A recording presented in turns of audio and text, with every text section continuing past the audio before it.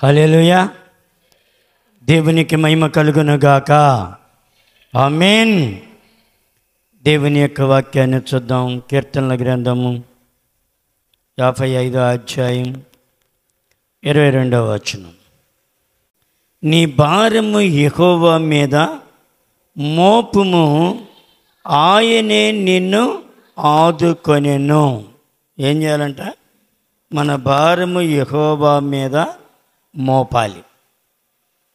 మన భారము యెహోవా మీద మోపాలంటే ఏం చేయాలి? మనము నిమిత్త మాత్రులమై ఉండాలి. ఒకటేంటి? నిమిత్త మాత్రులు అంటే నా వలన ఏదీ కాదు ప్రభువా, అన్నీ నీవే, నా వలన ఏదీ కాదు, నా శక్తి, నా భక్తి, నా బలము అన్నీ వ్యర్థమే ప్రభువా, కానీ కేవలము నీ కృపే ప్రభా అని చెప్పి దేవుని మీద ఆధారపడేటువంటి వ్యక్తిగా నీవు నేను ఉండాలి.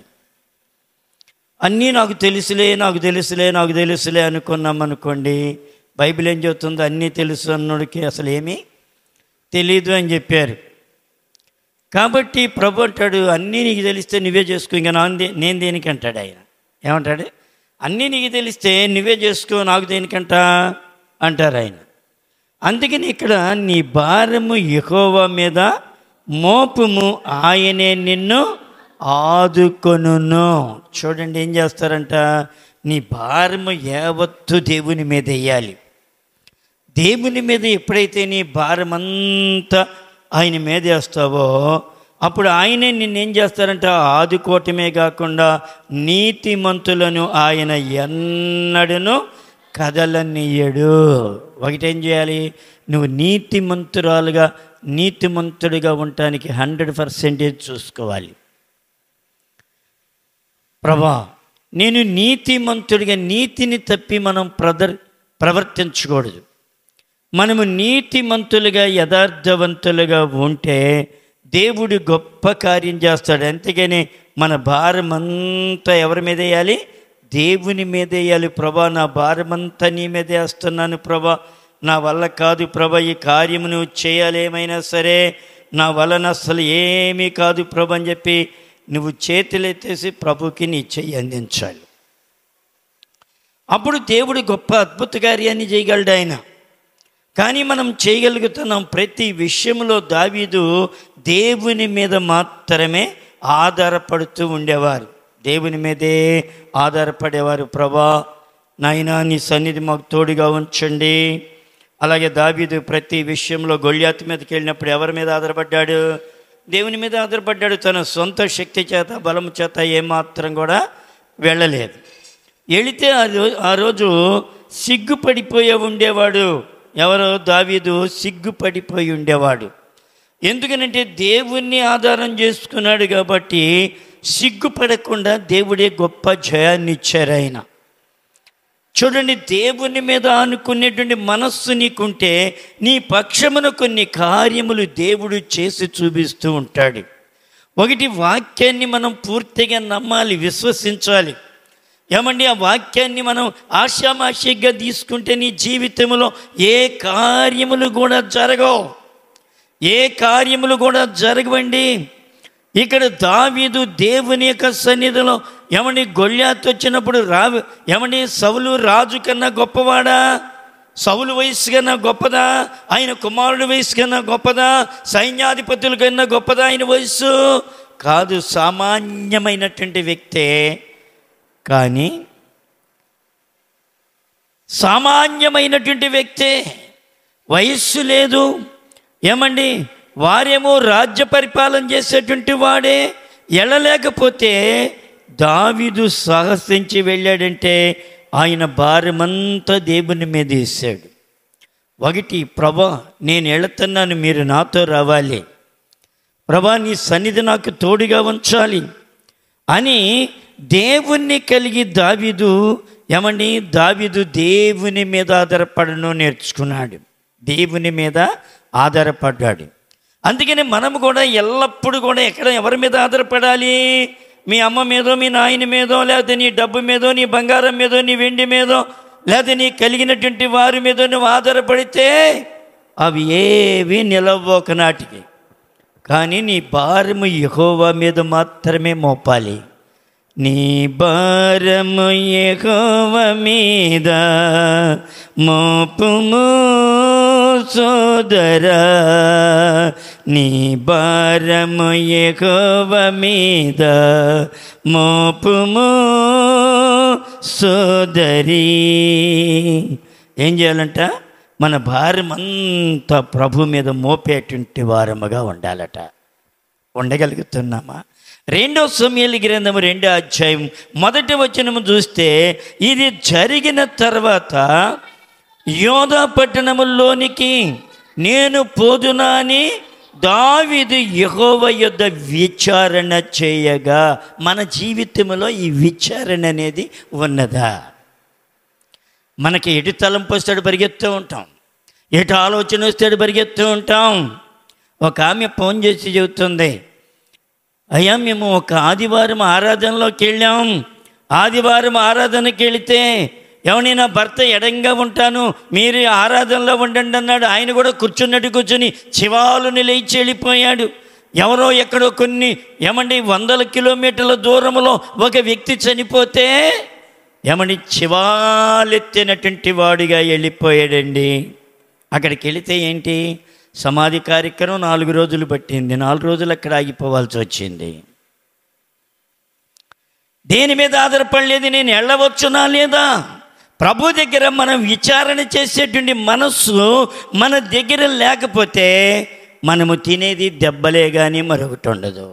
నీ భారము దేవుని మీద మోపాలంటే, నీ భారము దేవుని మీద మోపాలంటే, ప్రభా అది నేను చేయనా వద్దా, నేను వెళ్ళనా వద్దా, ప్రభా నేను ఇలాగ నడుచుకున్నా వద్దా?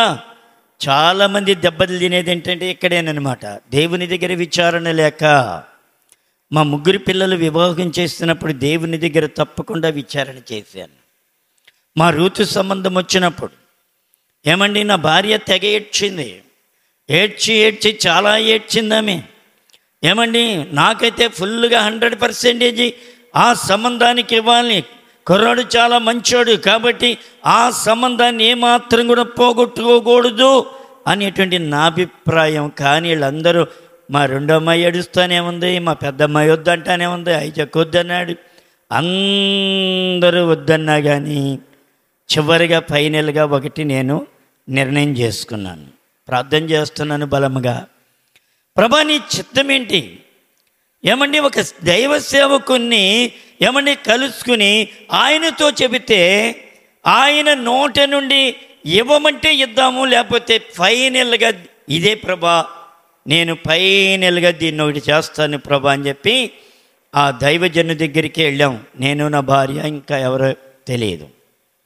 వెళ్ళి, బ్రదర్ ఇలాగూ సంబంధం వచ్చింది, కానీ నాకైతే చాలా ఇష్టముగా ఉంది, కానీ ప్రార్థన చేస్తున్నాం, కానీ చివరిగా ఫైనల్గా మీ సలహా తీసుకుని నేను చేయాలనిపిస్తుంది. కాబట్టి మీరు ఏ సంగతి మీ నోటి నెంపటే వచ్చిన దానికి నేను అమలు చేయాలనేటువంటి ఉద్దేశంతో నీ దగ్గరికి వచ్చానండి బ్రదర్. ఆయన అన్నాడు, కళ్ళు మూసుకుని ఇచ్చే బ్రదర్ అన్నాడు. ఏమన్నాడు? కళ్ళు మూసుకుని ఇచ్చే. ఆ మాట తీసుకున్నాను.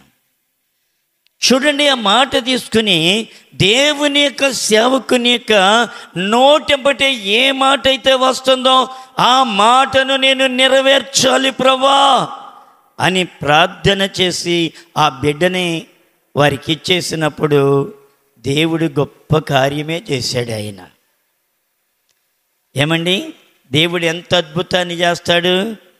దాదాపుగా 1,30,40,00,000 పెట్టి చక్కటి ఇల్లు కట్టుకోగలిగారు, 3 స్టేర్లు వేసుకోగలిగారు. చూడండి, నీ జీవితంలో దేవుని మీద ఆధారపడితే, దేవుని మీద ఆధారపడేటువంటి మనస్సు నీ జీవితంలో ఉంటే దేవుని దగ్గర విచారణ చేయగలుగుతున్నావా? మా ఐజక్ కూడా చూచినప్పుడు వాడు పెళ్ళికి ఒప్పుకోలేదు, పిల్లలు ఒప్పుకోలేదు, ఎవరు ఒప్పుకోలేదు, వాడు కూడా ఒప్పుకోలేదు, వాళ్ళ అమ్మగారు ఒప్పుకోలేదు. నేనేమో ఏమైనా సరే చేసేయాలి అని. చూడండి, వాళ్ళు ఒప్పుకోకపోతే నేను తట్టపుట్ట సర్దుకుని మందిరంలో వారం రోజులు ఉన్నాను. వారం రోజులు ఉన్న తర్వాత వాళ్ళే తగ్గించుకుని, అయ్యా నువ్వు ఎడిదిరిగిన వాళ్ళు కానీ నువ్వు చెప్పినట్టే చేసుకో అన్నారు. ప్రార్థన చేస్తున్నాను, ఆమె వచ్చింది, చూసింది, బాగుగా తొందర పెట్టినా కానీ ప్రభు చిత్తం కొరకు కనిపెట్టాను. ప్రభా ఇది నీ చిత్తం ఏంటి బయలుపరచండి అని అడిగినప్పుడు దేవుడు ఏమండి మా నాన్న రూపంలో వచ్చి అంటున్నాడు, అబ్బాయి ఫలానప్పుడు వివాహం జరుగుతుంది. చూడండి, దేవుని యొక్క చిత్తాన్ని నువ్వు నెరవేర్చి దేవుని దగ్గర విచారణ చేసేటువంటి వ్యక్తిగా ఉంటే, దేవుని దగ్గర విచారణగా చేసే వ్యక్తిగా ఉంటే నీ లైఫే బాగుపడుతూ ఉంటుంది. ఇక్కడ దావీదుని మనం చూస్తే దావీదు ఎలాగున్నాడు? ఇది జరిగిన తర్వాత యోధా పట్టణంలోనికి నేను పోదునా అని దావీదు యెహోవా యొద్ద విచారణ చేయగా, నీ జీవితంలో విచారణ ఎప్పుడైనా చేసావా? ప్రభా నేను ఇది తిననా వద్దా, ప్రభా ఇక్కడికి వెళ్ళనా వద్దా, ప్రభా నేను ఇది చేయనా వద్దా అని నువ్వు ఎప్పుడైనా ప్రార్థన చేసావా? ప్రభునందు ప్రియమైన సహోదరి సహోదరుడా, మన ఇష్టాన్ని నెరవేర్చుకోకూడదు. ప్రభు దగ్గరికి వచ్చిన తర్వాత నీ భారము ప్రభు మీద మోపాలి, నీ ఆలోచన ప్రభు మీద మోపాలి. నీ ఆలోచన వేరు, ప్రభు ఆలోచన వేరు. నీ తలంపులు వేరు, ప్రభు తలంపులు వేరు. కానీ నువ్వు దేవునికి ఎప్పుడైతే అప్పగించావో అప్పుడు ఆయన తలంపు నీలో పెట్టి దేవుని యొక్క గొప్ప కార్యమును నీ పట్ల జరిగిస్తూ ఉంటాడు ఆయన. ఎంతమంది ఎదిరించినా, ఎంతమంది శోధించినా, ఎంతమంది బాధికులుగా మారిన దేవుని యొక్క చిత్తము చేయవాడు నిరంతరమో నిలుచును. దేవుని యొక్క వాక్యం చదివిస్తుంది. ప్రియ తల్లి, నువ్వు దేవుని చిత్తములో నుండి తొలగిపోకూడదు, దేవుని ఉద్దేశములో నుండి తొలగిపోకూడదు. ఏమండి, దేవుని యొక్క సన్నిధిలో నువ్వేం చేయాలి? ఏమండి, ఎక్కువ ప్రార్థన చేసేటువంటి వ్యక్తిగా, పరుగులెక్కే వ్యక్తిగా కాదు, ప్రార్థన చేసేటువంటి వ్యక్తిగా ఉండు, వాక్యం చదివేటువంటి వ్యక్తిగా ఉండు, దేవునికి నమ్మకస్తురాలుగా ఉండు, నమ్మకస్తుడిగా ఉండు. అటు ఇటు పరుగులు ఎత్తడం కాదు. పరుగులు ఎత్తితే నీ ఉన్నది కూడా ఓడగొట్టేసుకుంటావు భక్తిని. జాషువా డానియల్ గారు వచ్చారు మా గురువు గారి దగ్గరికి. దాదాపు 70 చిల్లరలోనే 80లోనో మీటింగ్ పెట్టారు రేపల్లలో మీటింగ్ పెట్టి ఆయనకు ఒకటే చెప్పారు. ఏం చెప్పారో తెలుసా? బ్రదర్, నీవు అటు ఇటు పరుగులెత్తొద్దు, ఉన్న చోటే మోకాళ్ళేసి కన్నీరు విడిచి ప్రార్థన చేయి. ప్రభువే నీకు అనేక ఆత్మలను ప్రభు తీసుకుని వస్తారు. నువ్వేం చేయాలి? ఉన్న చోటే పరుగులెత్తకుండా ప్రార్థన చేయి. ఏమండి, వాడి దగ్గరికి పరిగెత్తి వీడి దగ్గరికి పరిగెత్తి 4 బోధలిని 4 రకాలుగా మైండ్ జడగొట్టేసుకుని భ్రష్టులు అయిపోతున్నామా? మనం భ్రష్టులు అయిపోతున్నామా? దేవుని యొక్క సన్నిధిలో విచారణ చేయగలుగుతున్నావా?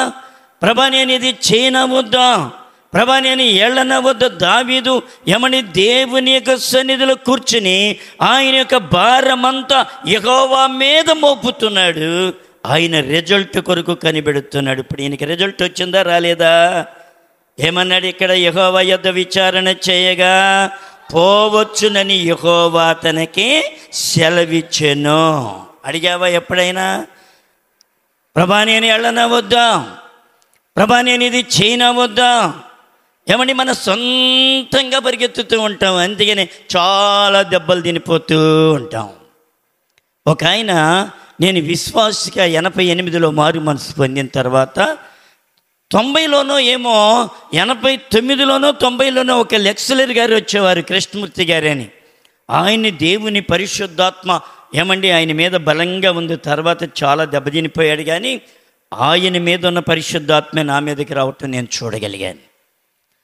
ఆయన అన్నాడు, బ్రదర్ ఆయన ఇల్లుగా నాకు కొనాలని చూశారు, మా సేవకుడే దానికి పోద్బలం ఇచ్చి ఒక ఇల్లు కొనిపెట్టారు. ఆయన డబ్బుతోనే ఈయన చూసి కొనిపెట్టాం మేమందరం కలిపి. ఆ ఇల్లు కొన్నాడు. ఇల్లు కొన్న తర్వాత నాతో అన్నాడు, బ్రదర్ మీ ఇంటి ముందు మెట్ట తామర మొక్కలు ఉన్నాయి కదా, ఆ మొక్కలు 4 తీసుకుని వస్తే నేను కూడా మట్టిపోకుండా ఇలాగూ బారుగా పాతుకుంటాను బ్రదర్ అన్నాడు. సరేనండి అన్నాను.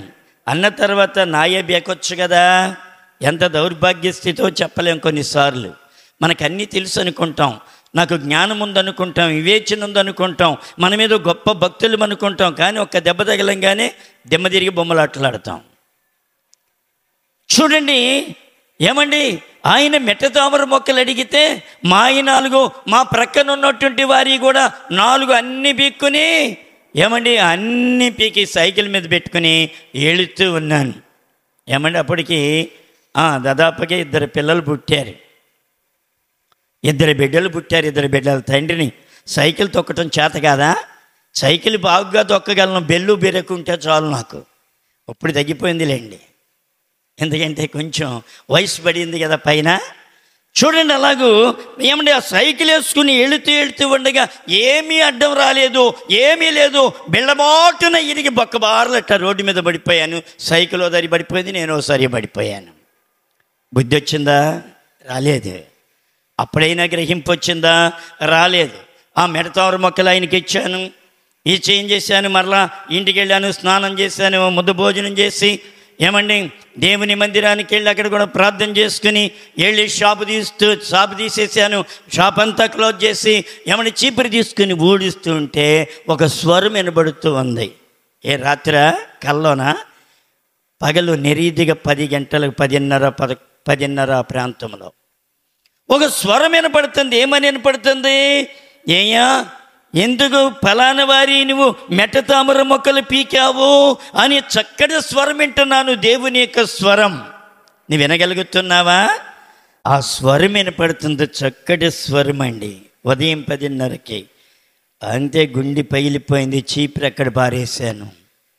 తీసిన తలుపులన్నీ మరలా ఏమండి మూసేశాను. ఒక తాళం వేసి ఆద్రబెదర కన్నీరు ఆగటం లేదు, వణికి వచ్చేస్తుంది, రోదన వచ్చేస్తుంది. ఆ స్థలము కలిగిన వాళ్ళ దగ్గరికి వెళ్ళమ్మా, బుద్ధిహీనుడున్నాయి. చిన్న మనస్సాక్షిని కూడా నువ్వు సరి చేస్తే దేవుడు నీతో మరలా మాట్లాడతాడు. వాత వేయబడిన మనస్సాక్షి ఉంటే దేవుడు మాట్లాడడం ఆపేస్తాడు నీతో. దావీదుతో అనుదినము మాట్లాడుతూనే ఉన్నాడు, నీతో కూడా మాట్లాడుతారు ఆయన. ఆయన ఎప్పుడైతే గద్దించారో ఏమండి వెంటనే ఆ స్థలము కలిగిన వారి దగ్గరికి వెళ్ళి, అయా బుద్ధిహీనుడిని, ఇలాగ మీ మెట్టతామర మొక్కలు నేను పీకాను, దయచేసి నన్ను క్షమించండి అని చెప్పి వారి దగ్గర క్షమాపణ అడిగాను. అయ్యా ఏముందిలయ్యా, ప్రభుతో కూడా మాట్లాడాను. ఆ స్వరం విన్నప్పుడు ఏమండి షాపులో ఉండగా ఆ స్వరం విన్నప్పుడు అన్నాను, ప్రభా అయ్యి మున్సిపాలిటీ వారి స్థలంలో కదా ఉంది ప్రభా, వాటికి ఏంటి ప్రభా ఇంత అడుగుతున్నారని అడిగితే ప్రభు ఏమన్నాడో తెలుసా? నీ ఇంటి ముందు స్థలము కూడా ఆ మున్సిపల్ స్థలముదే కదా, ఎవడైనా వచ్చి అలాగ పువ్వు ముట్టుకుంటే ఊరుకుంటున్నావా? ఎలాగో ఏదైనా ముట్టుకుంటే ఊరుకుంటున్నావా? నీదెంతో అది కూడా అంతే అన్నారు ప్రభు. వెంటనే వీళ్ళ దగ్గరికి వెళ్ళి క్షమాపణ అడిగిన తర్వాత నేను పీకిన స్థలములో అద్దెకుంటున్నారు. గర్విష్ఠుడిని వీళ్ళకి చెప్పేది ఏంటి, వీళ్ళు అద్దెకుండేవాళ్ళు, వీళ్ళకి చెప్పేది ఏంటని గర్వంతో అక్కడ పీకాని వారు చూచుచుండగానే ఒక్క మాట కూడా చెప్పలేదు. మనకెంత గర్వమో తెలుసా? చాలా గర్వం ఉంటుంది. ఏం మాట్లాడుతున్నామో తెలియదు, ఏమి తలస్తున్నామో తెలియదు. కొన్నిసార్లు మన ఇష్టానుసారంగా పోతూ ఉంటాం, పరుగులు తీస్తూ ఉంటాం. వెంటనే అక్కడికి కూడా వెళ్ళాము, 2 చేతులు పట్టుకున్నామా, ఈ మెట్టతామర మొక్కలు నేను పీకాను, దయచేసి నన్ను క్షమించండి అని చెప్పి ఆమె దగ్గర కూడా క్షమాపణ అడిగి మరలా తిన్నగా దేవుని మందిరానికి వెళ్ళి దేవుని సేవకుని దగ్గర బోరుని ఏడుస్తూ క్షమాపణ అడిగాను. చప్పట్లు కొడతారా?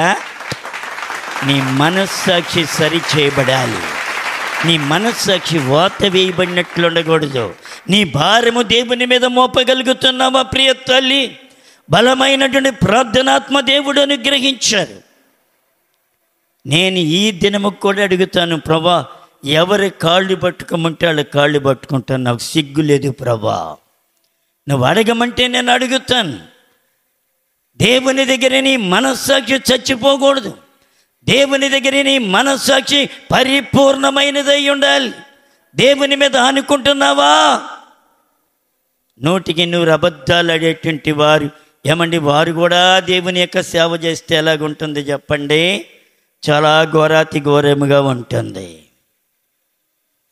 దేవుని యొక్క ఉద్దేశాలు ఇక్కడ ఏమండి, ఈయన అంటున్నాడు, ఏమంటున్నాడు? ప్రభా నేను ఎళ్ళన వద్దా ఫలానా గ్రామములోనికి ఏమండి యెహోవా యొద్ద విచారణ చేయగా నేను ఏమన్నాడు, యోధా పట్టణములోనికి నేను పోదునాని ఏమండి దావీదు యెహోవా యొద్ద విచారణ చేయగా పోవచ్చునని యెహోవా సెలవిచ్చెను.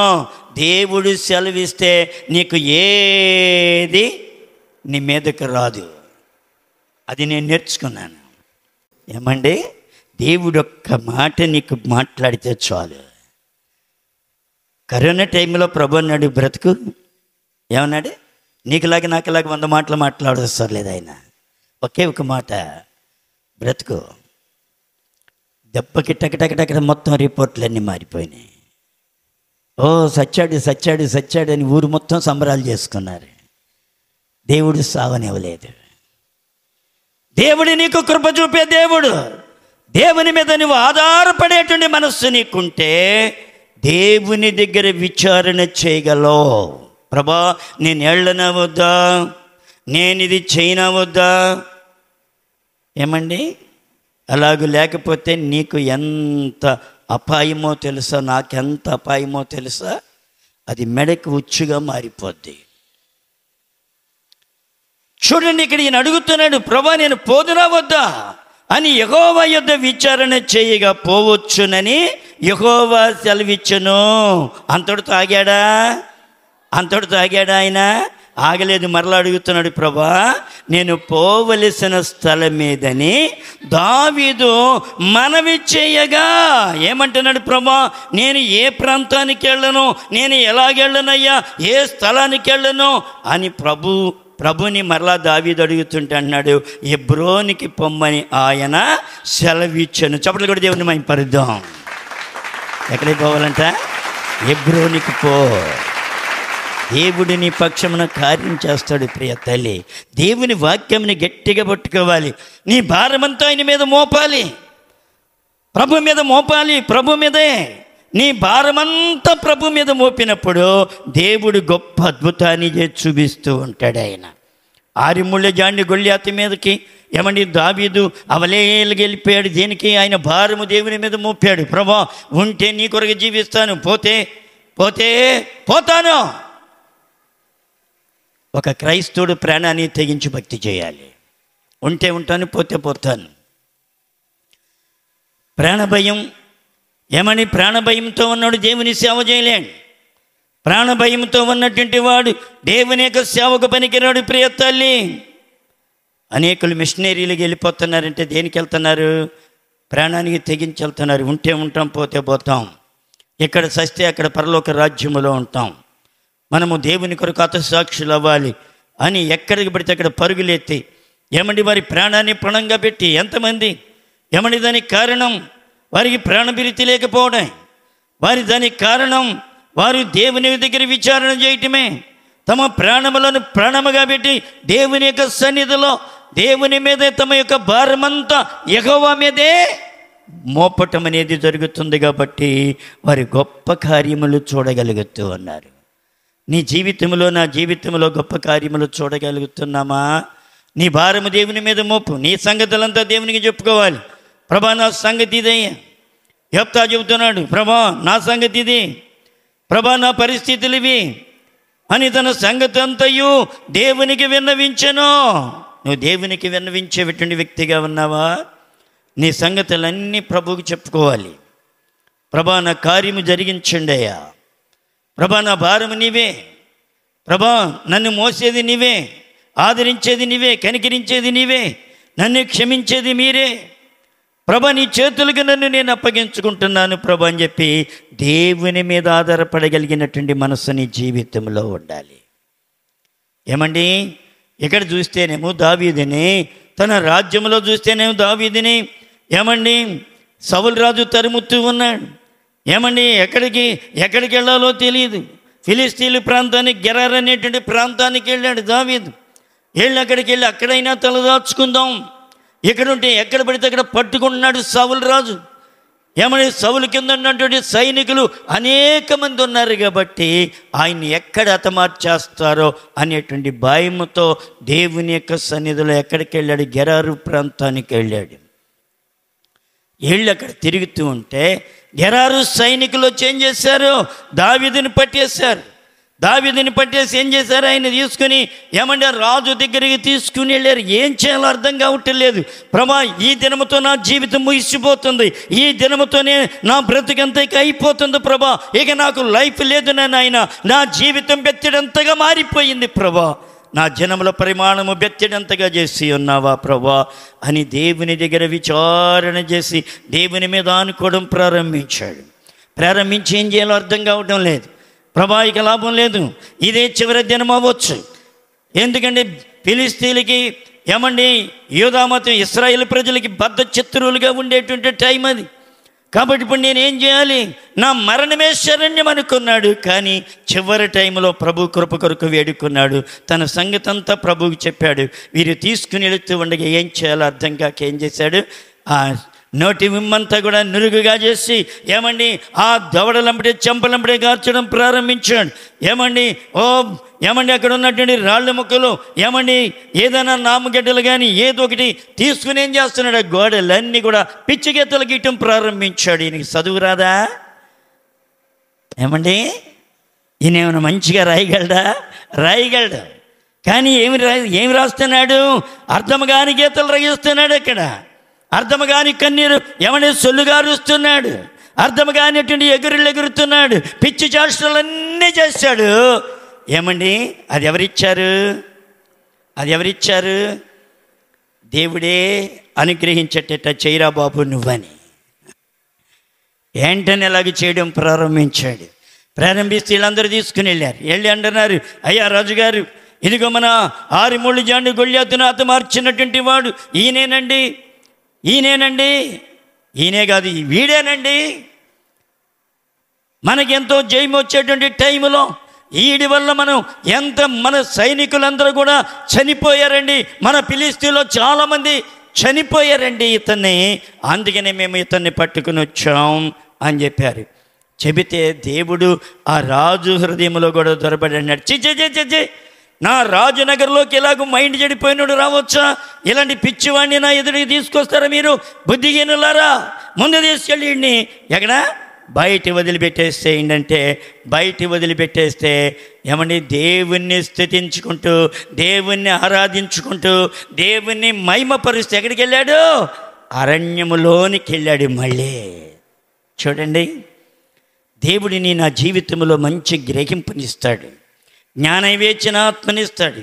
దేవుని మీద ఆధారపడగలిగినటువంటి మనస్సు నీకుంటే, దేవుని మీద విచారణ చేయగలిగినటువంటి మనస్సు నీకుంటే, ప్రభా ఇది నేను చేయనా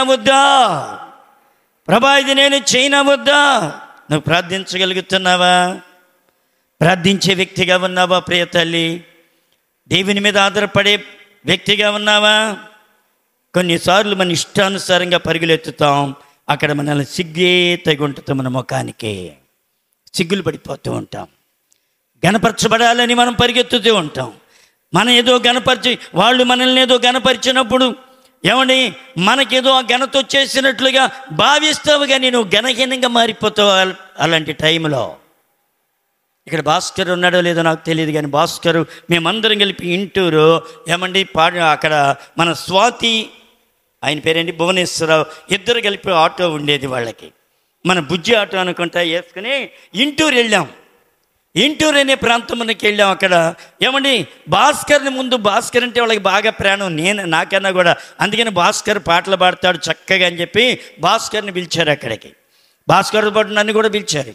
మన వాళ్ళందరూ 10 మంది ఏమి వెళ్ళాం. ఆటో వేసుకుని కిక్కిరిసినట్టుగా వెళ్ళాం.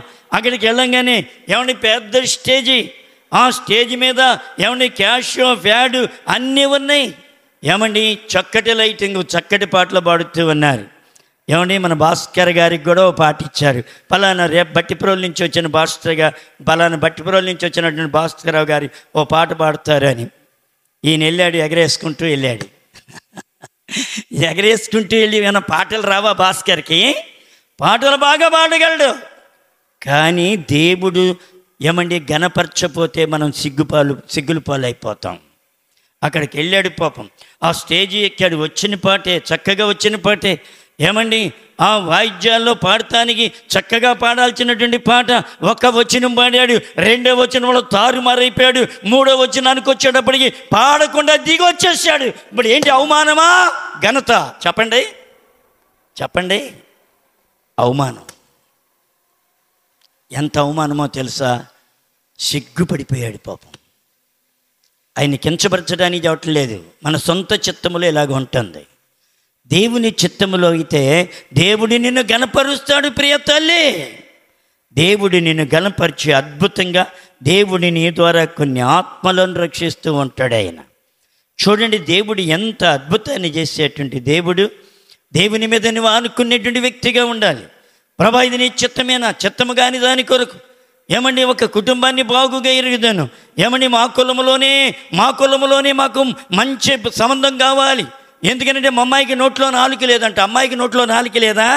ఏమండి తెరిస్తే ఒక గజం వస్తుంది, అర్ధ గజం వస్తుంది నాలుక ఒక్కొక్కళ్ళకి. లేకుండా ఎలాగుంటుంది? మా అమ్మాయి నోట్లో నాలుక లేదండి, మా క్యాస్టే కావాలండి, మా కులమే కావాలండి, ప్రార్థనోళ్ళే కావాలండి, ఇంకేంటంట బాగా జాబ్ చేసేవాడు కావాలండి, 2 చేతులతో సంపాదించేవాడు కావాలండి. వస్తాడు దేవుడు. ఎన్ని సంబంధాలు వచ్చినా వద్దు వద్దు వద్దు వద్దు వద్దు. దేవుడు ఒక రాక్షసులకు అప్పగించాడు ఆ కుటుంబాన్ని. ఎలాగుంటుంది చెప్పండి? ఎలాగుంటుంది? ఏడిపే ఏడుపు ఏడిపే ఏడుపు ఏడిపే. నీ జీవితంలో ప్రభు చిత్తం కొరకు నువ్వు నిలిచేబెట్టింటి వ్యక్తిగా ఉండాలి. దేవుని చిత్తం చేసినప్పుడు కొన్నిసార్లు మనకి బాధలు కలగొచ్చు, శ్రమలు కలగొచ్చు, కష్టాలు కలగొచ్చు. కానీ దేవుడు నీకు సపోర్టింగ్ ఉన్నాడు, మనుషులు కాదు.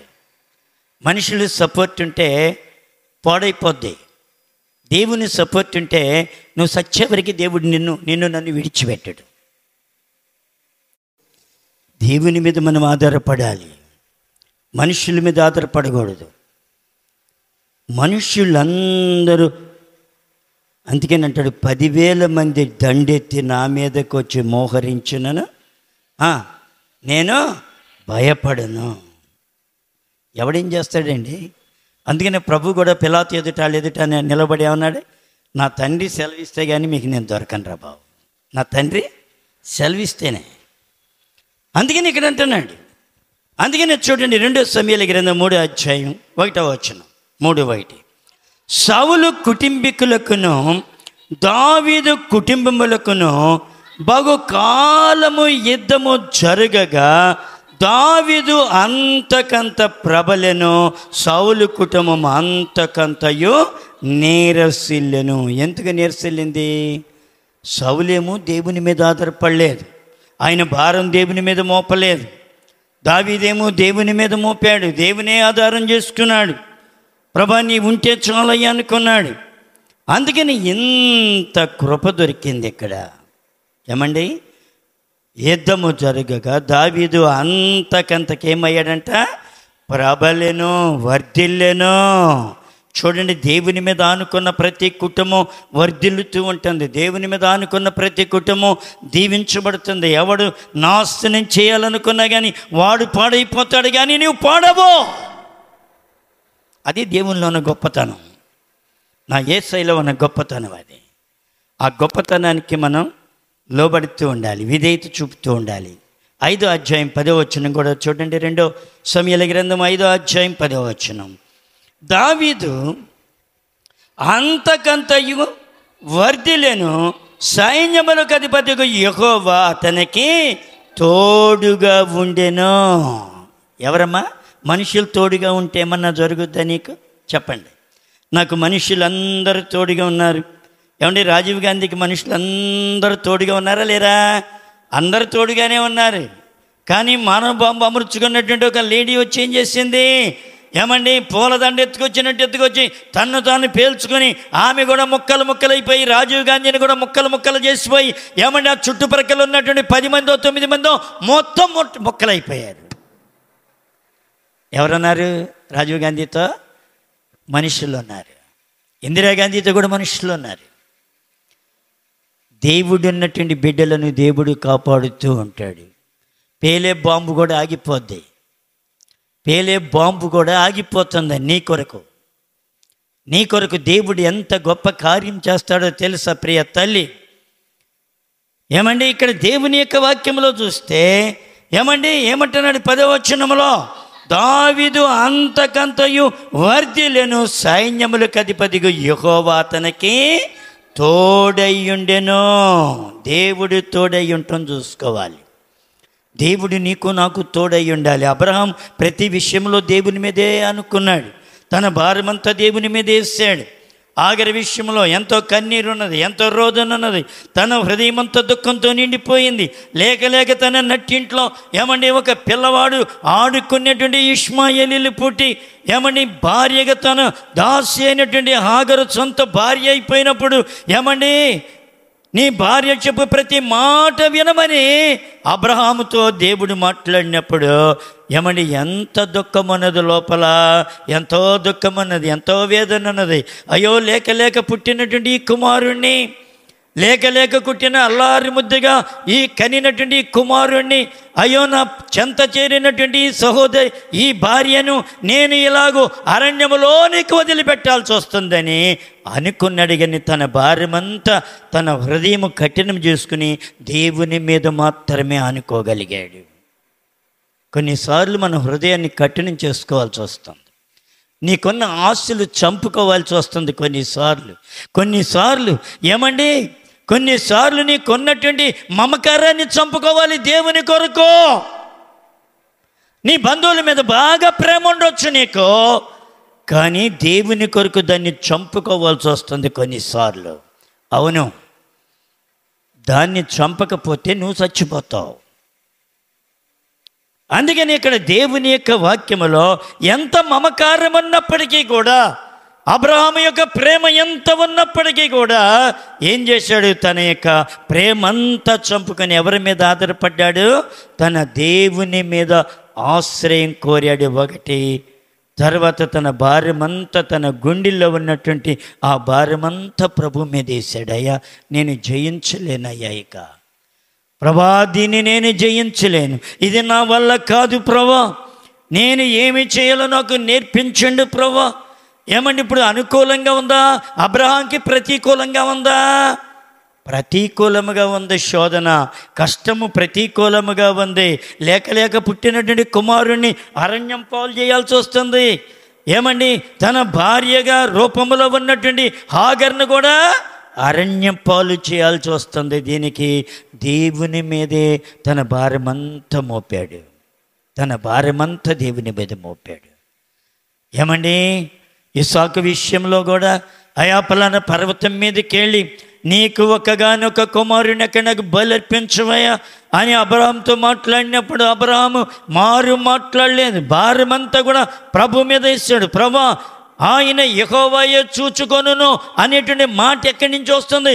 ఆ లోతుల్లో ఉన్నటువంటి విశ్వాసము ద్వారా బయటికి వస్తుంది, కానీ తన శరీర సంబంధమైన మెట్టు బయటికి రాలేదు. నీ జీవితంలో ఏది మాట్లాడినా ఆత్మ సంబంధమైనదిగా ఉండాలి. నీ జీవితంలో ఆత్మ సంబంధమైనదిగా ఉండాలి. ప్రతి మాట దేవుని మహిమపరిచేదిగా ఉండాలి. దేవుని ఘనపరిచేదిగా ఉండాలి. తన కుమారుణ్ణి తీసుకుని పోతుంటే ఏమంటున్నాడు? అక్కడికి వెళ్ళి ఆ పనివారిని అక్కడ పెట్టి అంటున్నాడు, మేము తిరిగి బలర్పించి మేము తిరిగి మరలా ఇక్కడకు వస్తాం. నేను అన్నాడా? మేము అన్నాడా? మేము. విశ్వాసముతో కూడినటువంటి మాటలు, తన జీవితంలో ప్రభు మీద అనుకున్నటువంటి మాటలు. తండ్రితో కుమారుడు అడుగుతున్నాడు, నాయన కట్టెలున్నవి, నాయన గొర్రె ఎక్కడదా నాయన? కట్టెలున్నాయి, నిప్పున్నాయి, గొర్రె ఎక్కడదంటే యెహోవాయే చూచుకొనును. అంటే దేవుని మీద ఎంత ఆధారపడ్డాడో చూడు. ఒక్కసారి నీకు ఈ ఆధారం ఉందా? దేవుడు చూసుకుంటాడు. నా కార్యములన్నీ ప్రభు చూస్తున్నాడు, నా నీతిని ప్రభు చూస్తున్నాడు, నా యథార్థతని ప్రభు చూస్తున్నాడు, నా మంచితనాన్ని ప్రభు చూస్తున్నాడు అనేటువంటి గ్రహింపు నీ జీవితంలో ఉందా? 100% దాని మీద అనుకోవాలి నువ్వు. అంతేగాని మనుషులు మెప్పుకోరకూడదు. మనుషులు మెప్పుకొరితే మనమే చాలా నష్టపోతూ ఉంటాం. ప్రియ తల్లి, దేవుణ్ణి గణపరచు, దేవుణ్ణి స్తుతించు, దేవుణ్ణి ఆరాధించు. ఏమండి, ప్రతి విషయంలో దేవుని మీదే ఆనుకోగలిగాడు. దేవుని మీదే ఆనుకోగలిగాడు అబ్రహాముని అబీమెలెకు రాజు తీసుకుని వెళ్ళిపోయి తన అంతఃపురంలో పెట్టినప్పుడు ఎవరి మీద వేసాడు భారము? ఏమండి, ఫైట్ చేశాడా, పోట్లాడా, తగువాలకెళ్ళకి వెళ్ళాడా, లేకపోతే నైట్ ఒక్కడే వెళ్ళిపోయి అతన్ని హతమార్చాలని చూశాడా? లో ఏ మాత్రం కూడా లేదు. ఎవరి మీద ఆధారపడ్డాడు? దేవుని మీదే ఆధారపడ్డాడు. నన్ను పిలిచిన దేవుడు నమ్మదగిన దేవుడు. ప్రభా, అన్యజనుల నుండి నన్ను పిలిచావు, నా ఊళ్ళోనే నేను ఉండేవాడిని కదా, నా భార్య ఇక్కడ చెరపబడే లెక్కైతే నేను అక్కడే ఉండేవాడిని కదా ప్రభా, ఎందుకయ్యా ఈ పాడు బ్రతుకు నాకు ఇచ్చావయ్యా? నాయనా, నేను ఊరేటువంటి ప్రాంతంలో ఆ ప్రాంతాన్ని వదిలిపెట్టుకున్నాను, నా బంధువులను వదిలిపెట్టుకున్నాను, నాకు కలిగినటువంటి ఆస్తిని వదిలిపెట్టుకున్నాను, నాకు కలిగిన ఐశ్వర్యాన్ని వదిలిపెట్టుకున్నాను, నాకు కలిగినటువంటి రక్త సంబంధాలను వదిలిపెట్టుకున్నాను. పిలిచిప్పుడు ఏం బాగుంకు తిన్నాను? ఎవరిని అడిగాడు? దేవుణ్ణి అడుగుతున్నాడు, గుర్తించి ప్రార్థన చేస్తున్నాడు. నీ జీవితంలో కూడా ఇదే ఉండాలి. దేవుని యొక్క సన్నిధిలో ఎక్కడికి పరుగులెత్తలేదు, ఎవరి సహాయం కొరకు పరుగులెత్తలేదు. తనతో ఏకీభవించినటువంటి 318 మంది వారి జీతగా ఆయన జీతగాళ్లతో కూడా ఏకీభవించలేదు. 318 మంది ఒక రాజు సైన్యంతో సమానులు అవుతారా? లేదు, మొత్తం చచ్చిపోతారు. నా ఆధారమంతా ఎవరు? దేవుడే. నా భారం ఈ దినమున నా భారమంతా దేవుని మీదే మోపాలి, నా జీవితం అంతా ప్రభు మీదే మోపాలి.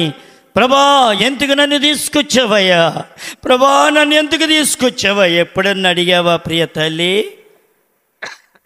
నేను కొన్నిసార్లు ఏడుస్తూ అడుగుతూ ఉంటాను, ప్రభా ఎందుకయ్యా నన్ను పట్టుకున్నావు? ఆ రోజే వదిలిపెడితే నేను చచ్చేవాడిని కదా. ఇప్పుడు కూడా భయంకరమైన శోధన వచ్చినప్పుడు నా భార్యతో పాటు నన్ను కూడా ఎందుకు చావనివ్వలేదు ప్రభా? ఎందుకు చావనివ్వలేదు నన్ను? చనిపోతే మేమిద్దరం అక్కడ ఉండేవాళ్ళం కదా ప్రభా అని చెప్పి గుక్కబట్టి ఏడుస్తాను కొన్నిసార్లు. నేను ఎందుకు బ్రతకనిచ్చావు? ఎందుకు ప్రభా నువ్వు కార్యాలు ఎందుకు చేయవయ్యా?